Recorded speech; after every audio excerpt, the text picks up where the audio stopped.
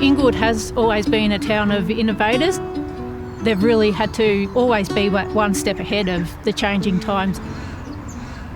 Back in 1859, first gold was discovered just out the road here, and from that initial discovery, 40,000 people flocked to Inglewood. 2 years later, when the alluvial gold in particular had petered out, the population stabilised around 5,000 people, and from there, over time, it's reduced down to about the 800 people it is today. The Eucalyptus distillery became a very important industry after the downturn of the gold rush. The Blue Mallee eucalyptus oil industry was the biggest industry last century. It's still operating now and still provides jobs for locals. We have fairly short wet winters and quite long hot summers, which is just perfect for the Mallee eucalypts. It's a very little known history, so it's important to keep that alive. We're also the only eucalyptus distillery museum in Australia. We are purely dedicated to the history of the Blue Mallee eucalyptus. Well, it is very challenging, but it's also great fun dealing with COVID and cost of living crisis, downturn in visitor numbers. We don't always get repeat business because this is a tourist location. People might come here once, but if they live in Perth, probably not going to come back. I created my online store. I've been able to introduce my own range of products that do use the local eucalyptus oil to the museum shop. So we've had to adapt and sort of run more tours with less numbers and work harder. Some of the challenges facing the Inglewood businesses are the changing way people are doing their shopping, so going online.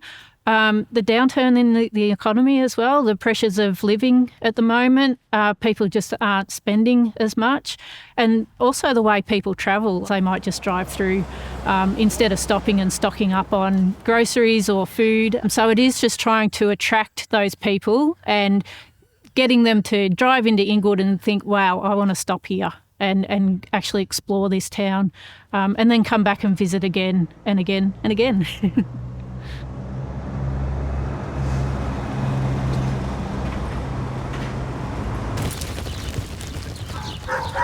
Farming used to be a lifestyle. So when we purchased the farm 13 years ago off Daryl's father, so he's fifth generation, we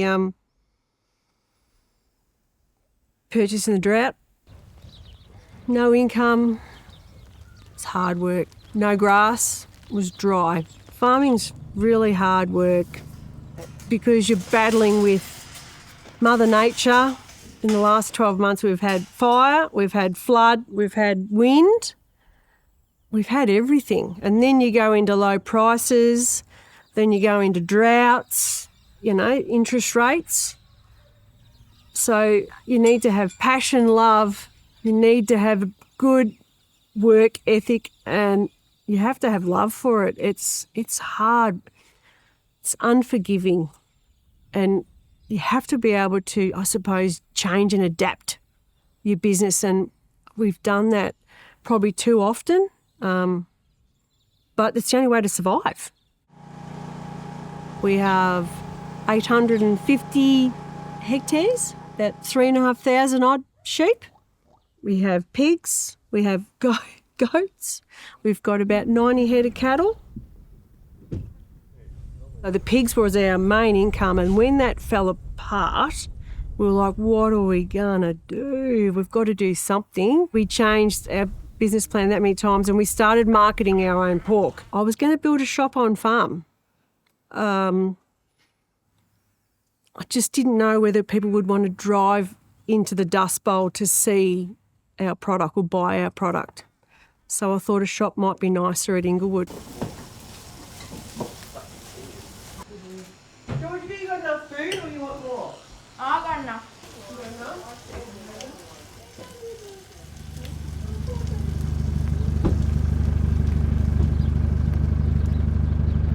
See, paddock to plate 10 years ago, people would have laughed at you and said you're a bloody idiot.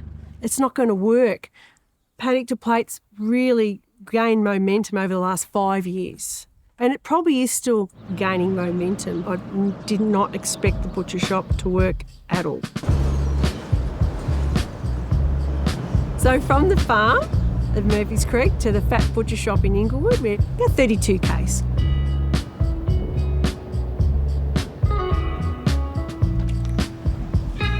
What did you buy today, lovey? Cubes?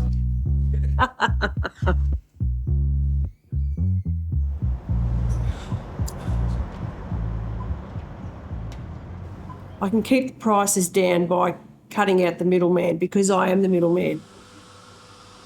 It scares me that people can't afford to eat. If someone walks in the shop with $5, I'll find something to feed them there. We know what it's like not to have money, and I can't put exorbitant prices on our product because I've been there and I want people to enjoy Australian produce, but not with the big price tag on it.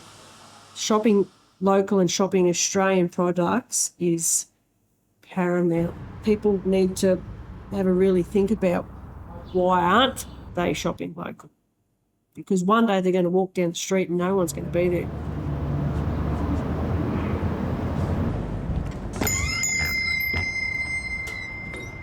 Yeah, I love hearing that sound.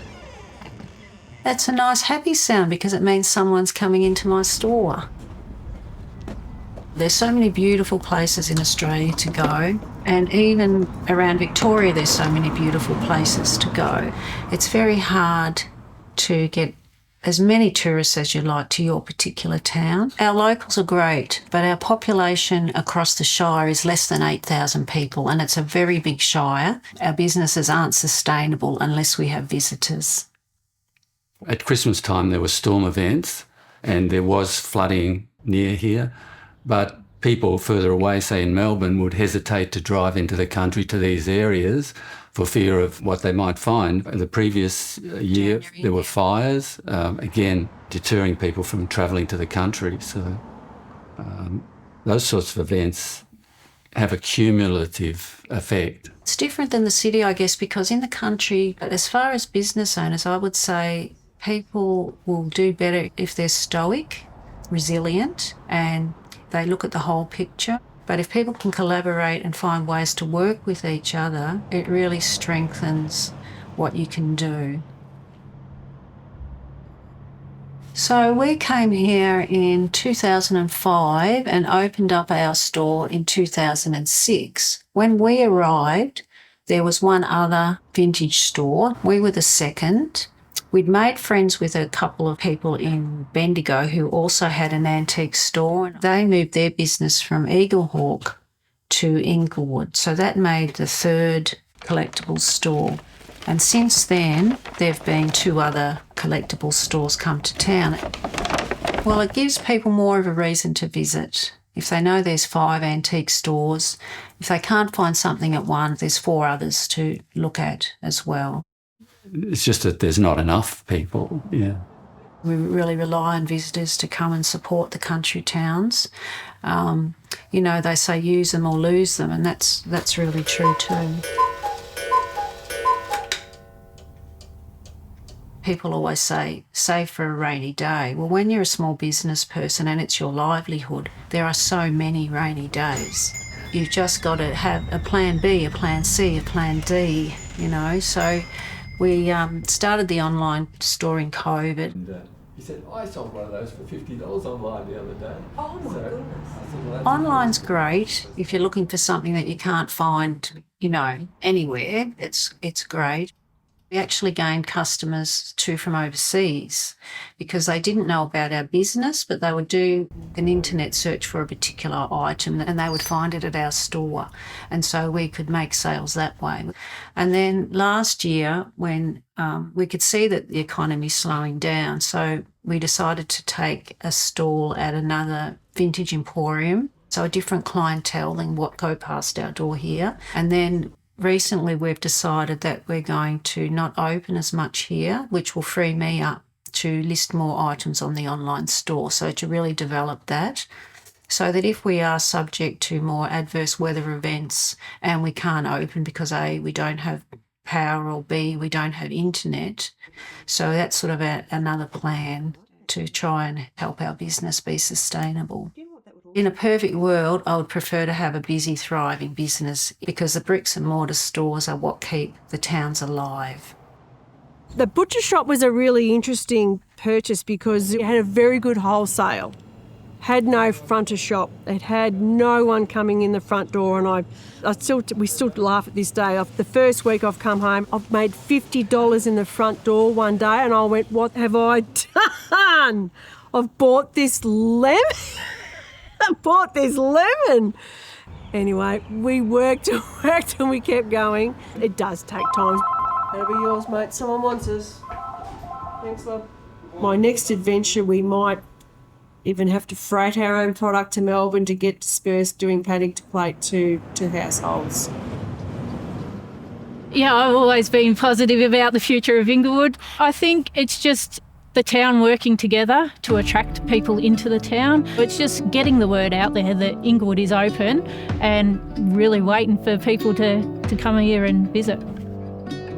I think about the people that were here before, the architects that designed those beautiful buildings.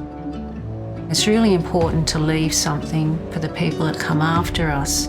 And people, years ago came for the gold, now they come for the old. So it's just very important to preserve that history. When I'm in the shop, I love the people's faces when they say, "Well, your roast pork was just to die for and it was sweet." And that gives you joy when people actually enjoy eating your product. That's what gives you hope. And it makes you work that little bit harder because they love it. And that's what you come home and you think, "Oh, so many good people in today that want our product, so we better keep making it." The business owners in Inglewood, they are really resilient to change. They're adaptive. They've always been hardy. They just rise again and again.